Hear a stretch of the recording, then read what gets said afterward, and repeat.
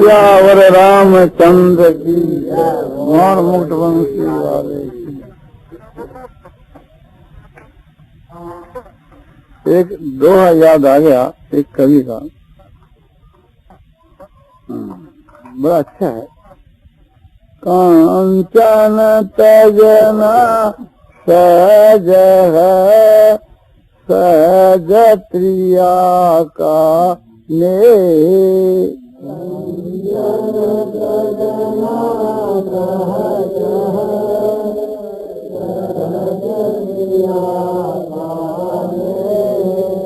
मान बढ़ाई ईरखा दुर्लभत जना यह सियावर रामचंद्र की जय।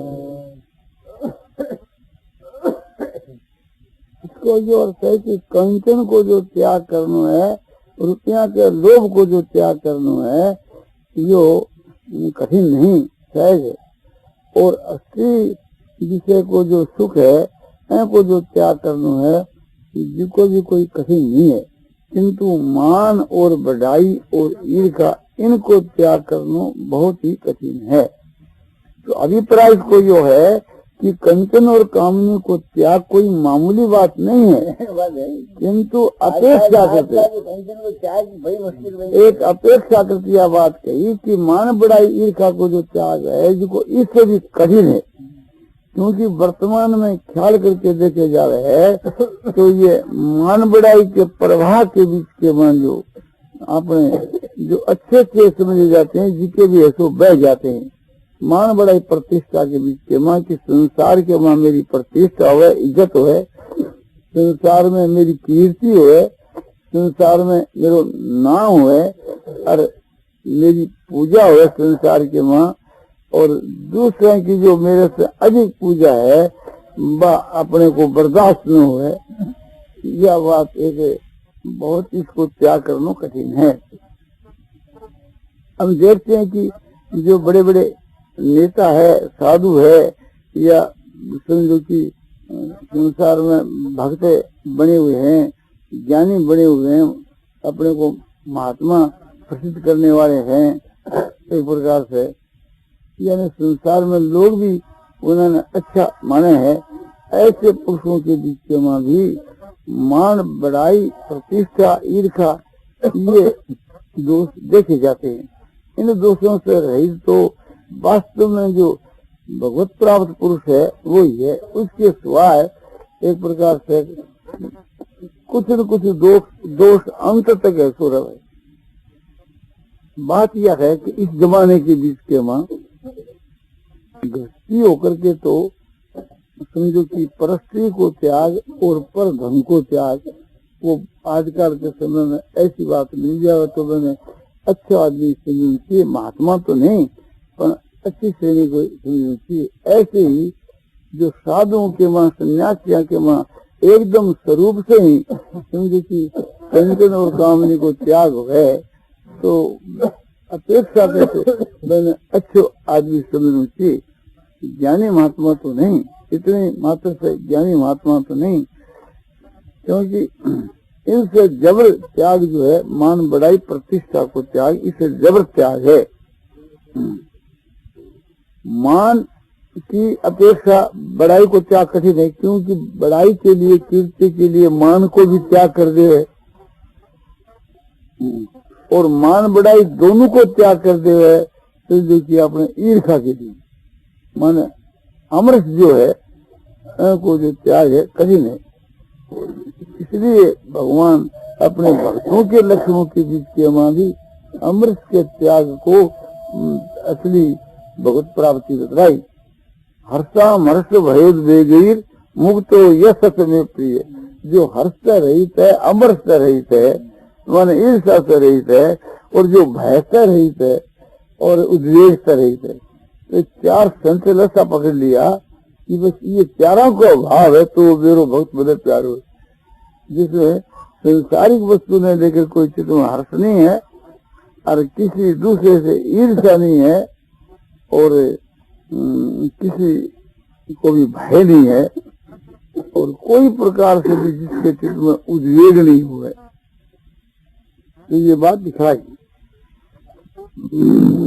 वर्तमान में तो समझो कि संसार के मान बढ़ाई की इच्छा के वास्ते और अपने शरीर की पूजा की इच्छा के वास्ते, अपने फोटो पूजाने की इच्छा के वास्ते, अपनी जीवनी को प्रचार करने के लिए समझो कि आप लोग यहाँ तक कि दम्भ और पाखंड को भी बना में अंश आ जाए। जिका गया वित्त है, जिका तो है ही, और जिका ने अपने दृष्टि से लोग अच्छा माने है, उनको भी पिंड जो है तो मान बड़ा प्रतिष्ठा है तो नहीं छोड़े है। देखो परमात्मा की प्राप्ति होने के बाद तो फिर बात ही क्या है। और जो आदमी अपने को यह बात कहे कि मैंने परमात्मा की प्राप्ति हो गई, मैं एक प्रकार से कि भगवान के पास में एकांत में बातचीत करूं, मैं गुणातीत महात्मा हूँ, मैं एक योगी हूँ, इस प्रकार की जो ख्याति करे है वो तो दम्भी पाखंडी है ही। किंतु जो एक प्रकार से कि दूसरा लोग इस प्रकार से करे है और वो उसमें स्वीकार कर ले है, तो भी एक प्रकार से दम्भ को ही भाव है, वो भी दम्भी है। मैं जैसे समझो कि स्वामी जी की, राम सुख जी की बड़ाई करूं कि राम सुख जी महाराज ज्ञानी महात्मा है, राम सुख जी बैठा है, को वे प्रतिकार को नहीं करे, तो एक प्रकार से बात स्वीकृति है। तो वो भी मैं तो मैंने एक दम्भी पाखंडी तो नहीं, किंतु मैंने दोष ही मानू हूँ। परमात्मा की प्राप्ति उसको नहीं मानी जा सके, तो हरेक में यह बात घटानी चाहिए, समझनी चाहिए। परमात्मा की प्राप्ति होने के बाद जो लक्षण घटते हैं वो तो बहुत उच्चकोटि के लक्षण होते हैं, और आरंभ के बीच के मां समझो कि ये संसार से उपरम होकर के मनुष्य परमात्मा की तरफ जब जाता है तो ये रिद्धि सिद्धियां उसको आकर घेर देती है, और रिद्धि सिद्धियां यदि के उसमें विघ्न नहीं डाले तो देवता लोग आकर उपाधि करते हैं। ये सब बातों को सोच कर करके जिसका ना उपसिद्धि कवे है, समझा, उसकी भी कभी झलक आ जाए मनुष्य को, तो उसी भक्तों को त्याग कर देना चाहिए यदि अपनी आत्मा को कल्याण चाहे। महर्षि पतंजलि ने यह बात कही कि सिद्धियां जो है ये परमार्थ के विषय में समझो कि अपने विघ्न है। पातंजलि की योग दर्शन के तीसरे पाद में विभूति पाद जिसका नाम है, उसमें महर्षि ने ये बात साफ दिखलाई। और दूसरी बात यह है कि देवता लोग जो है ये उसको मान सत्कार करके के दबोदेव है। ये जो आपने सहकाम जितना अनुष्ठान है ये साधक के लिए हानिकर है। ज्ञानी महात्मा तो समझो इनसे दूर रहते हैं, और बहुत से हमारे भाई लोग बहने लोग इस बात को तत्व से नहीं समझते हैं। तत्व से नहीं समझ करके और आसक्ति के कारण से, फल की इच्छा के कारण से, विषयों के मन आसक्ति इस कारण से वह संसार की तरफ चले ही जाते हैं। जिनको हम समझदार लोग कहते हैं ना, वहाँ भी डूब खाते हो जाए। जैसे मैं आपको बतलाऊं,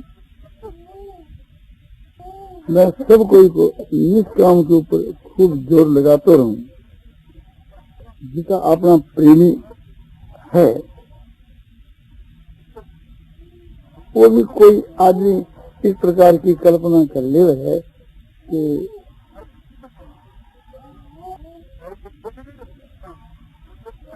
कोई बीमार है, कोई रोगी है, तो कह दे कि भी आप कह दो कि इसका आराम हो जाए तो आराम हो सके, आप दवाई बतला दो और वह दवाई ले ली जाए तो वह के आराम हो जाए। तो यह एक प्रकार से सहकम भाव है। और ये सहकम भाव यदि मेरे साथ के बीच में कोई आदमी जोड़ ले ना, तो यह समझना चाहिए कि परमार्थ के तत्व के विषय के बीच में वो कुछ भी नहीं समझे। हमारे घर में जो कोई बीमार हो जाए तो वह की नाड़ी देखनी या मैं के वास्ते पथ वगैरह बतला दूं, ये एक कुटुंब के नाते काम पड़े और अपने जो मित्र भाई है उनके साथ में काम पड़े। किंतु घर वालों के बीच में तो समझो कि श्रद्धा की भी कमी है और वास्तव में इस बात में बुरी भी समझे। दोनों कारणों से ये दोष घटने की गुंजाइश कम है, क्योंकि जिसका आपकी श्रद्धा माने है और वह इस प्रकार की बात में घटा ले रहे तो वह जिसका की श्रद्धा नहीं है, समझा, बना कि मैं उनकी प्रशंसा करूं, इसमें ऐसे प्रशंसा करूं कि श्रद्धा कर करके और वो एक प्रकार से अपने आरोग्यता जो है मैंने उस काम में शामिल कर लिए, वो बहुत नीचे थे।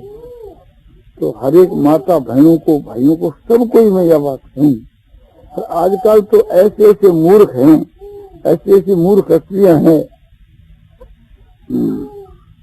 कोई भी एक प्रकार से समझो कि कोई भक्त है कि ज्ञानी है कि साधु है कि महात्मा है,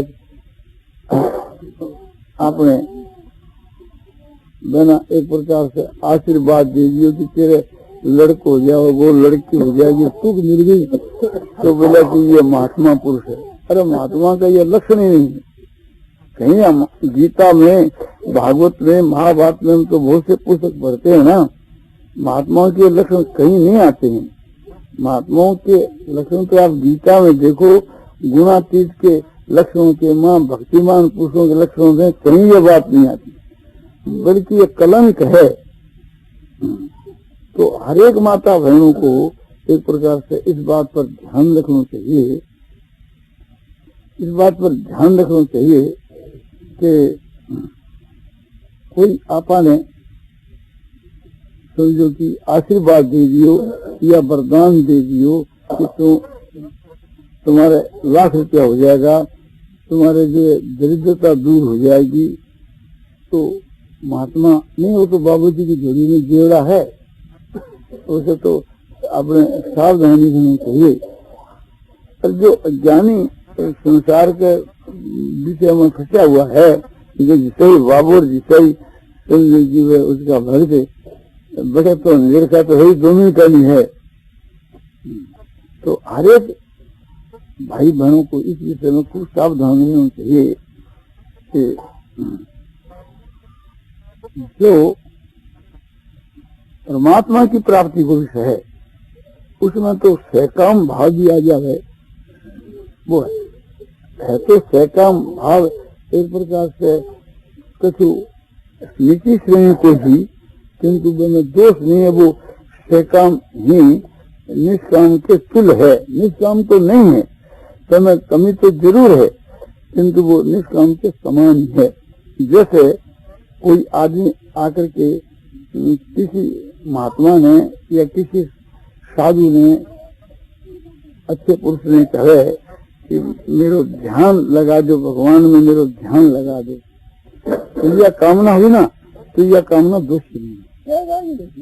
यदि कहे कि भगवान की मैंने प्राप्ति करा दो, तो यह दोष नहीं है। भगवान के मां मेरो प्रेम हुए, से भगवान में मेरी परम श्रद्धा हो, इसके लिए आप आशीर्वाद दो, आप एक प्रकार से भी कह दे कि भी तेरे हो जाएगा, तो इसमें कोई दोष की बात नहीं है। ये तो एक प्रकार से कामना तो है, याचना तो है, किंतु है भगवान के लिए। तो भगवान के लिए जो याचना है वो दोषी नहीं, वो मुक्ति में बाधक नहीं, परमात्मा की प्राप्ति में बाधक नहीं, बल्कि सहायक है। महात्मा होने के बाद तो यह इच्छा उसमें रह ही नहीं सकती है। एक प्रकार से यह इच्छा तो रही, कोई दोष की बात नहीं है। किंतु इसके सिवा कोई भी प्रकार की इच्छा जो एक प्रकार से महात्मा के साथ में संबंध जोड़ा है, और महात्मा एक प्रकार से मैंने स्वीकार कर लिया है, तो वो महात्मा नहीं है। और वो संबंध जोड़ने वाला तो समझे कि गिरे वो है ही। एक बने साथ में तो महात्मा माने, और साथ में वैसे आरोग्यता की इच्छा करे, पुत्र की इच्छा करे, धन की इच्छा करे, कोई भी संसार के पदार्थ की इच्छा करे, तो समझना चाहिए कि उसमें वो मूर्खता की हद है। निष्काम जो भाव है उसमें वो कलंक है, और निष्काम को इतना ऊंचे दर्जे है कि भगवान के ध्यान से भी बढ़ करके जो चीज है तो निष्काम भाव है। एक तरफ में तो भगवान को सकाम भाव से ध्यान, और एक तरफ समझो कि लोकोपकार का निष्काम कर्म, जग है, दान है, तप है, ये जो माने अच्छा कर्म, और उस अच्छा कर्मों के बीच में निष्काम भाव से उन कर्मों को जो संपादन है, या कर्म तो करे किंतु उसके फल को नहीं चाहे, कर्म के फल को नहीं चाह करके कर्म करने वाला जो है, ऐसा जो पुरुष है वो ध्यान करने वाले से भी श्रेष्ठ है। भगवान ने गीता की 12वें अध्याय के और 12 के श्लोक में यह बात बताई है, अध्याय भी 12 श्लोक भी 12, कि ध्यानात कर्म फल त्यागात शांति अनंतरम। ध्यानात माने ध्यान से ही कर्म फल को जो त्याग है, माने फल की इच्छा को त्याग है, फल ने चाहते हुए कर्म को जो करना है वो पुरुष श्रेष्ठ है।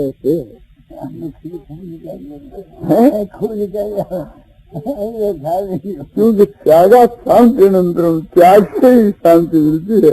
और त्याग नहीं तो चाहे वो ध्यान ही करते रहो, ध्यान भी वैसे निश्चय दर्ज है, किससे? त्याग से, निष्काम कर्म से। यहाँ तक भगवान के अनाश्रित कर्म फलन कार्य कर्म करो चाहे सन्यासी से, योगी से, और न निर्गुण न चाहती, जो कर्म के फल का नहीं चाह, जो कर्म के फल को नहीं चाहता है और कर्तव्य कर्म का पालन करता है, तो ऐसा जो पुरुष है वो सन्यासी है, माने सांख्य योगी है, योगी है माने एक प्रकार से कर्म योगी है, वो सब कुछ है जिसमें यह बात है। तो आप ख्याल करो कि निष्काम को कितना ऊंचे दर्जे है। आज विचार करके देखो,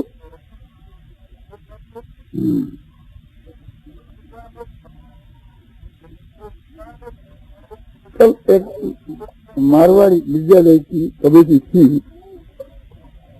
भाई ब्रिजमोहन मोदी ने बहुत एक प्रेम से और सरलता से, भावुकता से ही यह बात कही कि आपके तो नजर से भी लाखों रुपया आ सके है, तो ये आप जो विद्यालय है इसके लिए आपको कलकत्ता जाना है, तो मैंने बहुत से धनी लोग है, तो उनके लिए आप संकेत कर दो, प्रेरणा कर दो, तो भी यहाँ आपने इसके लिए लाखों रुपया मिल सके है।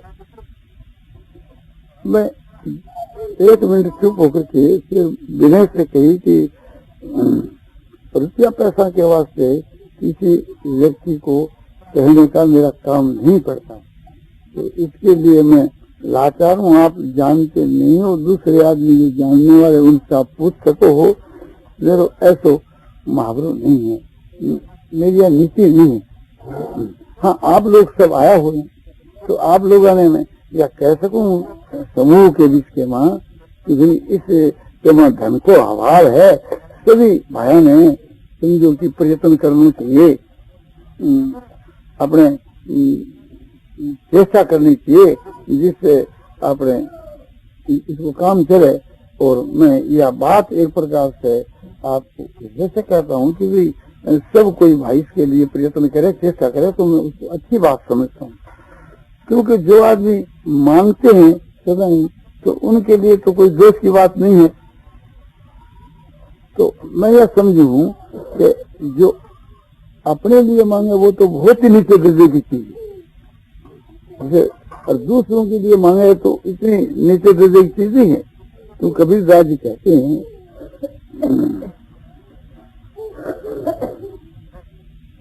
मर जाऊं मांगू नहीं और अपने तन के काज, और परमार्थ के कारण मोहिन आवे लाश।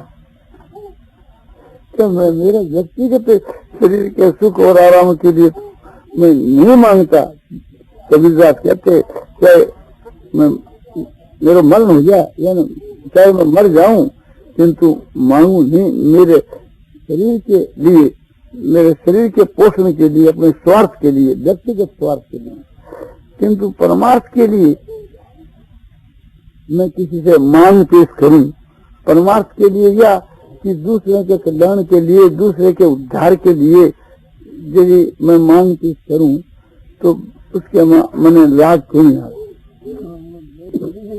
लाज नहीं आती। हाँ, मेरे श्रम को नहीं आता। अच्छा, तो इससे यह बात सिद्ध हो है कि फिर नहीं मांगू तो और उत्तम है। तो अपने तो उत्तम से उत्तम जो है लक्ष्य रखना चाहिए। हाँ, ये बात उत्तम से उत्तम लक्ष्य रखना चाहिए। उत्तम से उत्तम लक्ष्य रखोगा ना तो एक प्रकार से परमार्थ के लिए जो मांगने में लाज नहीं आवे, इस श्रेणी में कहीं आप आ जाओ। और पहले वो श्रेणी पकड़ोगे, मैं दूसरे के वास्ते तो मांगू, मेरे लिए नहीं मांगू, तो आगे जाकर जब और नीचे उतरोगे तो फिर अपने लिए मांगना शुरू कर देंगे। तो ये लक्ष्य अच्छा है। तो कोई भी एक प्रकार से साधु है, संत है, कोई भक्त है कि योगी है, इस नाम से है, और वो एक प्रकार से भाइयों को, माइयों को, किसी को भी एक प्रकार से ये सहकाम भाव बतलाने के लिए प्रवृत्त हो जाए है। सहकाम के लिए समझो कि दवाई बतलाओ, उस वैद्यों की जो दवाई है उसके वास्ते कोई आपत्ति नहीं है। डॉक्टर की दवाई में तो मेरे पक्ष बिल्कुल नहीं है। होम्योपैथिक, ओलियोपैथिक, कोई भी डॉक्टर की औषध है उसमें अपनी बिल्कुल राय नहीं है। फिर घर में कोई बीमार हो जाए और वो कहीं डॉक्टर में बुला दो तो मैं के इच्छा के कारण, आग्रह के कारण बुलाना तो पड़े है। कल ऐसा काम पड़ा कि मैंने चंदीलाल जी सिंगानिया जो आके ठहरे हुए हैं, तो मैंने कहा आपके तो जो आगे हो तो बोला कि डॉक्टर बुला दो। तो मैं कहो भाई ना ये रुचि है, बुला दो, बुला दिया, दिखा दिए, बाकी और बात गया, बस ठीक है। तो घाव पट्टी के लिए तो कोई आपत्ति की बात नहीं है, और खाने की दवाई के लिए या इंजेक्शन के लिए डॉक्टर ने अपने बुलाया जावे, और कोई आदमी की भी बुला दो तो मैंने मनाही नहीं करते, और बुलाने के वास्ते समझो उसके शामिल होकर के ही रहते हैं। किंतु अपने भीतर की इच्छा नहीं रहती कि कोई डॉक्टर की दवाई इसको दी जाए खाने के लिए, या एक प्रकार इसको सुई दी जाए, इसमें अपनी सम्मति नहीं रहती। तो मेरा कहना जो है इसी प्रकार से कि आप सब भाइयों की सम्मति हो जाए तो आपने आयुर्वेद को प्रचार हो सके, और डॉक्टरी भाग है जो कमजोर हो सके, और मेरी बड़ी आवश्यकता है। किंतु दुख की बात यह है कि वर्तमान में जो हमारे आयुर्वेद के काम करने वाले जो वैद्य हैं, ये लोग भी एक प्रकार से डॉक्टरी दवाई काम में जाने लग गई, और अपने जैसी औषधा के बीच में मिश्रण करने लग गई। तो वो एक प्रकार से वो उसमें वर्ण संकरता आ जाती है। वो बड़ा भारी दोष है वर्ण संकरता से। वर्ण संकर क्या कि एक आपने जो आयुर्वेद की औषध उसके बीच में अंग्रेजी औषध दोनों मिले तो वो संकरता आ गई ना, मिलना वो नाम संकरता है। तो जैसे वर्ण संकर है, आश्रम संकर है, जाति संकर है, ये सब आदि बहुत से अपने शंकर दोष माने जाते हैं, तो वो मिलने को नहीं शंकर दोष है। तो जैसे ब्राह्मण तो अपने पुरुष और कोई वैश्य के घर के है तो ब्राह्मण वर्ण वैश्य वर्ण, तो उसमें जो पैदा हो उसको नाम है वर्ण शंकर। ऐसे ही शंकर की एक सन्यासी है और एक गृहस्थी है, वे दोनों के शंकर से पैदा हो आश्रम शंकर और एक जाति शंकर।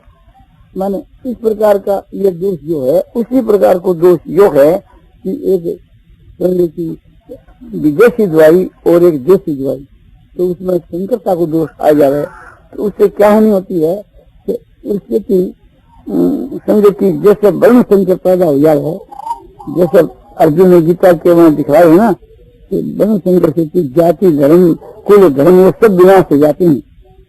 तो इस अपनी जो औषधा है, आयुर्वेद औषधा है, उसके बीच के में शंकरता को दोष फैल जाए तो आयुर्वेद के लिए वो घातक है। इस देश से आयुर्वेद है जिसको विनाश में प्राप्त होकर चले जा रहे। भगवान कहते हैं कि यदि मैं शास्त्र के अनुकूल कर्म नहीं करूं तो इस संसार का भ्रष्ट करने वाला, नष्ट करने वाला और बड़ी संकरता को पैदा करने वाला मैं हूँ। तो ये बड़ा भारी दोष मैंने है।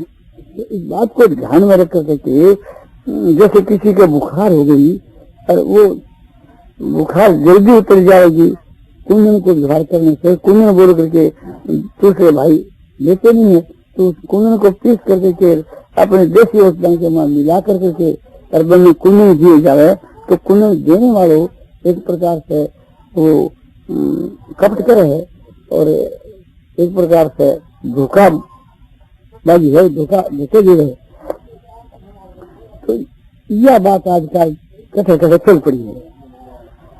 तो इस वास्ते देसी औषधि विचार कर ही देनी चाहिए। असली बात तो यह है कि बीमारी को होने मृत्यु है वो प्राण पर निर्भर है, किंतु आपने मन के में धैर्य नहीं हो है तो इसलिए कोई औषधि को व्यवहार करना चाहिए, किंतु वो सात्विक औषधि को व्यवहार करना चाहिए। ये मेरा कहना है। अब मैं फिर अपने प्रकरण पर आ जाता हूँ। एक प्रकार से नीचे उतर गया व्याख्यान के बीच में प्रकरण छोड़कर दूसरे प्रकरण पर आ गया। अब अपना प्रकरण वो है कि एक निष्काम असली और एक निष्काम असली के मां स्वकाम को मिश्रण, तो वहां भी वो संकरता को दोष आ गए। तो ये संकरता को जो दोष है बड़े नीचे दर्जे को थी, नीचे दर्जे से ईश्वर की भक्ति के मां भी संकरता को दोष दी जाए तो विलम्ब हुए। इसलिए भगवान कहते हैं मांगते ये विचार में भक्ति योग नहीं सेवती, मुझ परमात्मा के बीच में अभी विचार में भक्ति योग से जो सेवन करे है वो तीनों गुणों से अतीत होकर के ब्रह्म की प्राप्ति के लिए समर्थ हो जाए। कौन है कि जिसकी भक्ति के में दो विचार दोष नहीं घटे। तो भक्ति के में दो विचार दोष क्या घटे कि भगवान की भी भक्ति करे और साथ साथ के बीच के में भगवान में भी प्रेम है और साथ साथ के में विषयों में भी प्रेम है, या साथ साथ के बीच के में संगति दूसरे देवता में भी इस भाव है, तो वो दो चार दोष है। देवताओं की उपासना करनी, उनकी पूजा करनी, ये तो आपको कर्तव्य है, ये दोष नहीं है। इसके लिए तो स्वयं भगवान गीता में कहते हैं, ये तो विधि बताई है कि देव जिस गुरु प्राज पूजन सोच मार्गम ब्रह्मचर्य नहीं चाहता सारी नहीं तो पूछते। देवता जो है, ब्राह्मण जो है, गुरुजन जो अपने से बड़े हैं, माता पिता आचार्य आदि पद में बड़े हैं या अवस्था में बड़े हैं, ज्ञान में बड़े हैं, कर्म में बड़े हैं, किसी भी प्रकार से अपने बड़े हैं और समझे कि ज्ञानी महात्मा पुरुष है, तो इन्हें इनकी पूजा करना, सत्कार करना, आदर करना, सेवा करना, ये पूजा के अंतर्गत ये शरीर का तप है और शरीर की बाहर भीतर की पवित्रता के लिए बाहर की पवित्रता, सोचाता सदाचार और आज माने सरलता और ब्रह्मचर्य को पालन और अहिंसा धर्म को पालन, ये शरीर संबंधी तप है। यानी शरीर को तप है, शारीरिक तप है। यही समझो कि शरीर